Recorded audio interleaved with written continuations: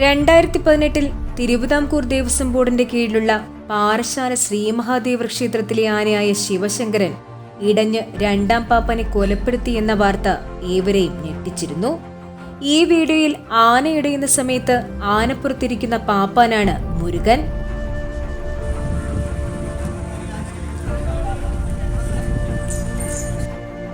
വളരെ ചെറിയ പ്രായത്തിൽ പാറശാല ശ്രീമഹാദേവ ക്ഷേത്രത്തിൽ നടക്കിരുത്തിയ ആനക്കുട്ടിയായ ശിവശങ്കരൻ ക്ഷേത്രത്തിലെത്തിയ നാൾക്ക് മുതലേ വളരെയധികം അക്രമ സ്വഭാവം കാണിച്ചിരുന്നു.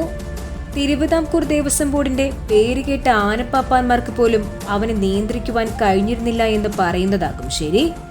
അക്രമ സ്വഭാവമുള്ള ആനയെ പാപ്പാന്മാർ ചട്ടം പഠിപ്പിക്കുന്നത് പലപ്പോഴും വിവാദമായിരുന്നു.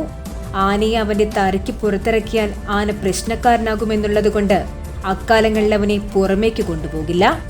2018 ശിവശങ്കരന്റെ ഒന്നാം പാപ്പാനായ ചാടി പ്രദീപും രണ്ടാം പാപ്പാനായ മുരുകനും ചേർന്ന് ശിവശങ്കരനെ അയച്ച് പുറത്തേക്ക് കൊണ്ടുപോകാൻ ശ്രമിക്കുമ്പോഴാണ് ആന ഇടയുന്നത്. ഇടഞ്ഞ ആനപ്പുറത്തിരുന്ന രണ്ടാം പാപ്പാനായ മുരുകനെ കൊലപ്പെടുത്തി റോഡിൽ ഭീതി പരത്തി.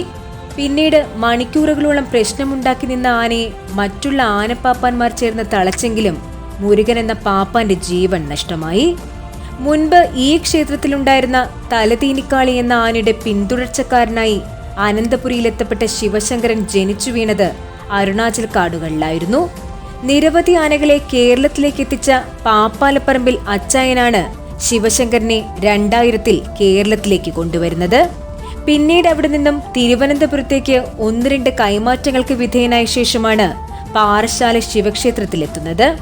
ആര് കണ്ടാലും മോഹിച്ചു പോകുന്ന ആനച്ചന്തമായ ശിവശങ്കരന് അഴകും ആരോഗ്യവും കൊടുത്ത ദൈവം ഒരൽപ്പം തന്റെ ഇടം കൂടുതൽ കൊടുത്തു.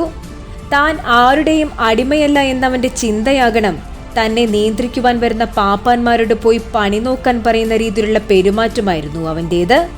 കാലം കടന്നു പോകുമ്പോൾ മറ്റുള്ള ആനകളെ പോലെ പക്വത എത്തുമ്പോൾ ഒരുപക്ഷെ ശിവശങ്കരന്റെ സ്വഭാവത്തിലും മാറ്റമുണ്ടായി അവനും തിരുവിതാംകൂർ ദേവസ്വം ബോർഡിന്റെ ഏറ്റവും മികച്ച ആനകളിൽ ഒരുവനായി തീരട്ടെ എന്ന് ആശംസിക്കുന്നു.